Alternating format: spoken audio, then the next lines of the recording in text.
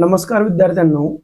महिला व बालविकास विभागाअंतर्गत 23 वर्षानंतर 8,669 ही नियमित पदे भरणार आहेत आणि या निर्णयामुळे विभागाच्या सक्षमीकरणाला ही चालना मिळणार असल्याची माहिती महिला व बालविकास मंत्री आदिती तटकरे यांनीही दिली.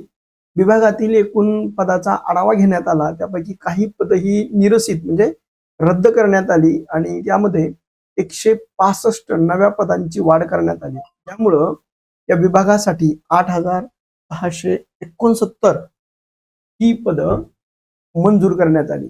याशिवाय विभागाच्या कामकाजात 2,843 पद बाह्य नियंत्रणेमार्फत मान्यता देण्यात आली आहे आणि एकात्मिक बाल विकास सेवा योजनेअंतर्गत 1,10,664 अंगणवाडी सेविका आणि 1,10,664 अंगणवाडी मदतनीस अशा एकूण 2,21,328 मानधनाधारित पदे देखील ही मंजूर करण्यात आलेली आहेत.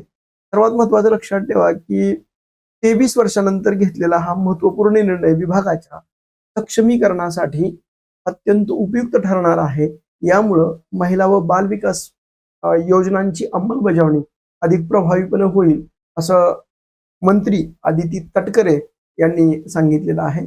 विद्यार्थ्यांना मला जर हा व्हिडिओ आवडला तर तुम्ही लाईक करा, शेअर करा आणि सबस्क्राईब करायला विसरू नका. थँक्यू.